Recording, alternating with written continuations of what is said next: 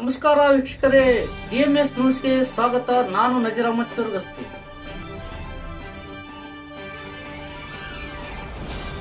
ತಾಲೂಕಿನ ಮೇಲೇಶ್ವರ ಗ್ರಾಮದ ಹತ್ತಿರ ಪ್ರಜಾಸೌಧ ಕಟ್ಟಡ ನಿರ್ಮಾಣಕ್ಕೆ ಗುರುತಿಸಲಾದ ಸ್ಥಳವನ್ನ ವಿರೋಧಿಸಿ ತಾಳಿಕೋಟೆ ಪಟ್ಟಣದಲ್ಲಿಯೇ ಪ್ರಜಾಸೌಧ ಕಟ್ಟಡ ನಿರ್ಮಿಸುವಂತೆ ಒತ್ತಾಯಿಸಿ ತಾಳಿಕೋಟೆ ತಾಲೂಕು ಹೋರಾಟ ಸಮಿತಿ ವತಿಯಿಂದ ಪಟ್ಟಣದ ಬಸವೇಶ್ವರ ವೃತ್ತದ ಬಳಿ ನಡೆಯುತ್ತಿರುವ ಅನಿರ್ದಿಷ್ಟಾವಧಿ ಧರಣಿ ಸತ್ಯಾಗ್ರಹವು ಗುರುವಾರ 2ನೇ ದಿನಕ್ಕೆ ಕಾಲಿಟ್ಟಿದೆ.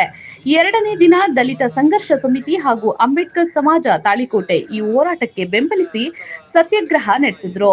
ಈ ಸಂದರ್ಭದಲ್ಲಿ ಎಸ್ಬಿ ಕಟ್ಟಿಮನಿ, ಆರ್ಎಸ್ ಪಾಟೀಲ್ ಕೂಚಬಾಳ, ಮತ್ತಪ್ಪ ಚಮ್ಲಾಪುರ್, ಕಾಶಿನಾಥ್ ಮುರಾಳ್, ಮುರುಗೆಪ್ಪ ಸರ್ಶೆಟ್ಟಿ, ವಿಜಯ್ ಸಿಂಗ್ ಅಜೇರಿ, ಪ್ರಕಾಶ್ ಅಜೇರಿ, ಮುದಕಪ್ಪ ಬಡಗೇರ್, ನಾಗೇಶ್ ಕಟ್ಟಿಮನಿ, ಮಹೇಶ್ ಚಲವಾದಿ, ರವಿ ಕಟ್ಟಿಮನಿ, ಮಹಂತೇಶ್ ಕಟ್ಟಿಮನಿ, ಬಸವರಾಜ್ ಬಿಸ್ನಾಳ್, ಸಿದ್ದು ಕಟ್ಟಿಮನಿ, ಯಶವಂತ್ ಕೂಚಬಾಳ, ಶಂಕರ ಪಡಸಾಲಿ, ರಾಮಣ್ಣ ಕಟ್ಟಿಮನಿ, ರಾಜು ಅಲ್ಲಾಪುರ್, ನೀಲಪ್ಪ ಕಟ್ಟಿಮನಿ, ಪರಶುರಾಮ್ ನವದಗಿ, ಕಾಶಿನಾಥ್ ಅಡಗಿನಾಳ್, ಗುರಪ್ಪ ಚಲವಾದಿ, ರಾಘು ಪಡಸಾಲಿ, ಕಾಶಿನಾಥ್ ಕಟ್ಟಿಮನಿ, ಸಿದ್ದು ಅಸಂತಪುರ, ಸಂಜು ಬರ್ದೇನಾಳ್, ಲಾಡಪ್ಪ ಮೂಕಿಹಾಳ, ಪರಶುರಾಮ್ ಮಾದರ್, ನಿಂಗನಗೌಡ ದೇಸಾಯಿ ಸಮಾಜದ ಗಣ್ಯರು ಉಪಸ್ಥಿತರಿದ್ದರು.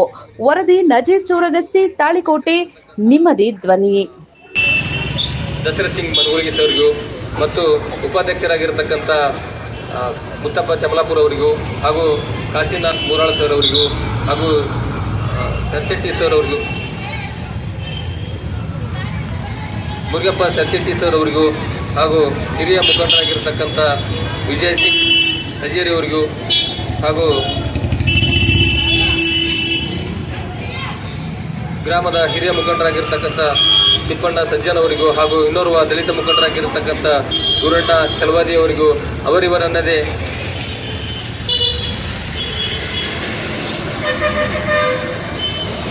ಮಂಜು ಶೆಟ್ಟಿ ಅಣ್ಣವರಿಗೂ ಹಾಗೂ ನಾಗೇಶ್ ಕಟ್ಟಿಮನಿ ಅವರಿವರನ್ನದೇ ಹೋರಾಟದಲ್ಲಿ ಭಾಗಿಯಾಗಿರ್ತಕ್ಕಂಥ ಎಲ್ಲ ಗಣ್ಯರಿಗೆ ನಾನು ಜೈವಿನ್ ನಮನಗಳನ್ನು ಸಲ್ಲಿಸ್ತಾ, ನಮಗೆಲ್ಲರಿಗೂ ಗೊತ್ತಿರೋ ಹಾಗೆ ಈ ಒಂದು ಹೋರಾಟದ ಉದ್ದೇಶ ಈಗಾಗಲೇ ನೂತನವಾಗಿ ತಾಳಿಕೋಟೆಯಲ್ಲಿ ಪ್ರಜಾಸೌಧವನ್ನು ನಿರ್ಮಾಣ ಮಾಡಬೇಕಾಗಿದ್ದನ್ನು ಇಲ್ಲಿಂದ ತಾಳಿಕೋಟೆ ಪಟ್ಟಣದಿಂದ ಸುಮಾರು 4-5 ಕಿಲೋಮೀಟರ್ ದೂರದಲ್ಲಿರುವ ಮೈಲೇಶ್ವರ ಗ್ರಾಮದಲ್ಲಿ ಹತ್ತಿರ ಇರುವಂತಹ ಜಾಗೆಯಲ್ಲಿ ಕಟ್ಟಡ ನಿರ್ಮಾಣಕ್ಕಾಗಿ ಆಯ್ಕೆ ಮಾಡಿರುವಂತಹ ಜಾಗ ಅದು ಸೂಕ್ತವಲ್ಲ ಪರಿಗಣಿಸಿ ತಾಳಿಕೋಟೆ ಪಟ್ಟಣದಲ್ಲಿಯೇ ಪ್ರಜಾಸೌಧವನ್ನು ನಿರ್ಮಾಣ ಮಾಡಬೇಕು ಅಂತಕ್ಕಂಥ ಒಂದು ಉದ್ದೇಶದಿಂದ ಇವತ್ತಿನ ದಿವಸ ತಾಳಿಕೋಟೆ ತಾಲೂಕು ಹೋರಾಟ ಸಮಿತಿಯವರು ಸತತ 2 ದಿನಗಳ ಕಾಲ ಈ ಒಂದು ಧರಣಿ ಸತ್ಯಾಗ್ರಹವನ್ನು ಹಮ್ಮಿಕೊಂಡಿದೆ. ತಾಳಿಕೋಟೆ ಪಟ್ಟಣದಲ್ಲಿಯೇ ಯಾಕೆ ಈ ಒಂದು ಪ್ರಜಾಸೌಧವನ್ನು ನಿರ್ಮಾಣ ಮಾಡಬೇಕು ಅಂತಂದರೆ, ಇವತ್ತು ತಾಳಿಕೋಟೆಯಿಂದ 4-5 ಕಿಲೋಮೀಟರ್ ದೂರದಲ್ಲಿರುವುದಕ್ಕಾಗಿ ಅಂಗವಿಕಲರಿಗೂ ಮತ್ತು ಮಹಿಳೆಯರಿಗೂ ಮತ್ತು ವೃದ್ಧರಿಗೂ ಇವರಿಗೆ ಅನಾನುಕೂಲವಾಗುತ್ತೆ ಅನ್ನೋ ಉದ್ದೇಶದಿಂದ ತಾಳಿಕೋಟೆ ಪಟ್ಟಣದಲ್ಲಿಯೇ ಈ ಪ್ರಜಾಸೌಧವನ್ನು ನಿರ್ಮಾಣ ಮಾಡಬೇಕು ಅಂತ ನಮ್ಮ ಬೇಡಿಕೆ ಇದೆ. ಇದು ಅಂತ್ಯ ಅಲ್ಲ, ಆರಂಭ ಅಷ್ಟೇ. ಮುಂದಿನ ದಿನಮಾನಗಳಲ್ಲಿ ಕೂಡಲೇ ಈ ಹೋರಾಟಕ್ಕೆ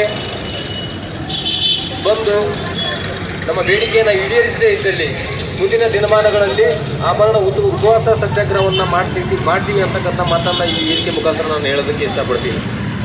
ಇದು ಹೋರಾಟ ಒಬ್ಬ ವ್ಯಕ್ತಿಯ ವಿರುದ್ಧ ಅಲ್ಲ, ಒಂದು ಸಮಾಜದ ವಿರುದ್ಧ ಅಲ್ಲ, ಒಂದು ಧರ್ಮದ ವಿರುದ್ಧ ಅಲ್ಲ, ನಮ್ಮ ಒಂದು ಪಕ್ಷದ ವಿರುದ್ಧ ಅಲ್ಲ, ನಮ್ಮ ಹಕ್ಕಿಗಾಗಿ, ನಮ್ಮ ಬೇಡಿಕೆ ಈಡೇರಿಕೆಗಾಗಿ ತಾಳಿಕೋಟಿನ ಮಹಾಜನತೆಗೆ ಅನುಕೂಲವಾಗಲಿ ಅನ್ನುವಂಥ ಉದ್ದೇಶ ಇಟ್ಟುಕೊಂಡು ಈ ಒಂದು ಹೋರಾಟವನ್ನು ಹಮ್ಮಿಕೊಂಡಿದ್ದೀವಿ.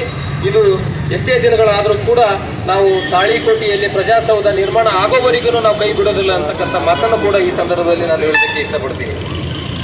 ಇದು ತಾಳಿಕೋಟೆಯ ಅಂಬೇಡ್ಕರ್ ನಗರದ ದಲಿತ ಸಮುದಾಯದ ಜನ ಇವತ್ತು ಒಂದೇ ದಿನ ಮಾತ್ರ ನಾವು ಬೆಂಬಲವಾಗಿ ನಿಲ್ತಾ ಇಲ್ಲ.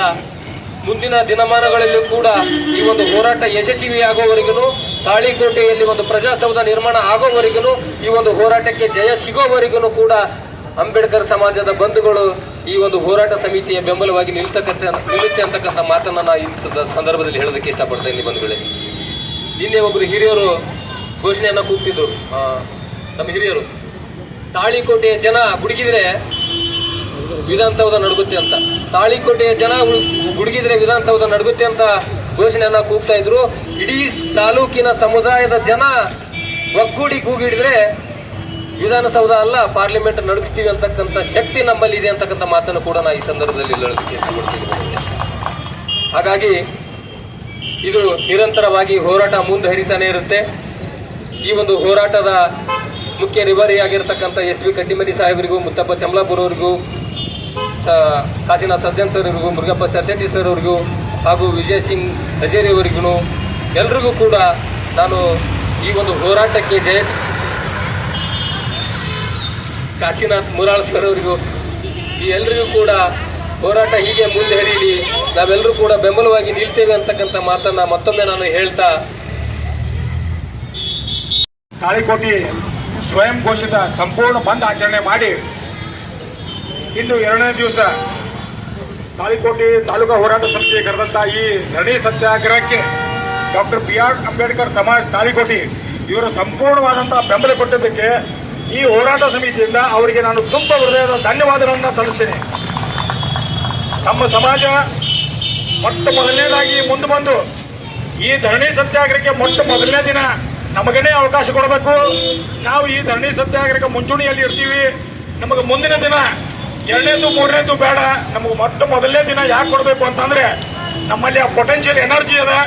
ಅದಕ್ಕೆ ನಮಗೆ ನೀವು ಈ 1ನೇ ದಿವಸ ಕೊಡೋದ್ರಿಂದ ನಮಗೆ ತುಂಬಾ ಅನುಕೂಲ ಆಗ್ತದೆ ಅಂತ ಹೇಳೋದಕ್ಕೆ ನಾವು ಹೋರಾಟ ಸಮಿತಿಯಿಂದ ಅವರಿಗೆ ಧನ್ಯವಾದಗಳನ್ನು ಸಲ್ಲಿಸಲಿಕ್ಕೆ ಇಷ್ಟಪಡ್ತೀನಿ.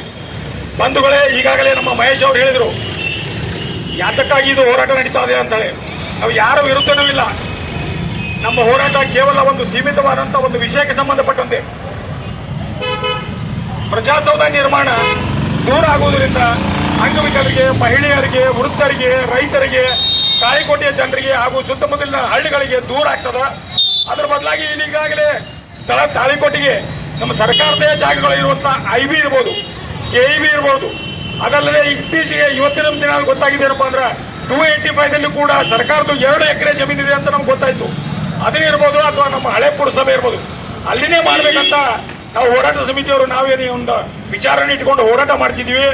ಇದಕ್ಕೆ ಮುಂದಿನ ಬರುವ ದಿನಮಾನಗಳಲ್ಲಿ ಮಹೇಶ್ ಅವರು ಹೇಳಿದ್ರು ಅಂಬೇಡ್ಕರ್ ಸಮಾಜ ಯಾವತ್ತೂ ನಮ್ಮ ಜೊತೆ ಈ ಹೋರಾಟ ಗೆಲ್ಲುವವರೆಗೂ ನಮ್ಮ ಜೊತೆ ಇರ್ತೇನೆ ಅನ್ನೋದಕ್ಕೆ ಅವರ ಇಡೀ ಸಮಾಜಕ್ಕೆ ನಾನು ಧನ್ಯವಾದಗಳನ್ನ ಹೇಳುತ್ತಾ, ಇವತ್ತು ನನಗೆ ಇಲ್ಲಿ ಮಾತನಾಡಲಿಕ್ಕೆ ಅವಕಾಶ ಕೊಟ್ಟಂತ ಈ ಹೋರಾಟ ಸಮಿತಿಗೆ ಹಾಗೂ ಎಲ್ಲ ಹಿರಿಯರಿಗೆ 3ನೇ ದಿನಕ್ಕೆ ನಮ್ಮ ರಾಮಪ್ಪ ಕಟ್ಟಿಮನಿಯವರ ಮಾದರ ಸಮಾಜ ಕೂಡ 3ನೇ ದಿನ ಈ ಹೋರಾಟವನ್ನು ಧರಣಿ ಸತ್ಯಾಗ್ರಹವನ್ನು ಮುಂದುವರಿಸಿಕೊಂಡು ಹೋಗ್ತದೆ ಅಂತ ಹೇಳ್ತಾ ನನ್ನ 2 ಮಾತುಗಳನ್ನು ಮುಗಿಸ್ತೀನಿ. ಜೈ ಹಿಂದ್, ಜೈ ಕರ್ನಾಟಕ. ನಮ್ಮ ಚಾನೆಲ್ DMS ನ್ಯೂಸ್ ಲೈಕ್ ಮಾಡಿ, ಸಬ್ಸ್ಕ್ರೈಬ್ ಮಾಡಿ, ಶೇರ್ ಮಾಡಿ, ಕಮೆಂಟ್ ಮಾಡಿ.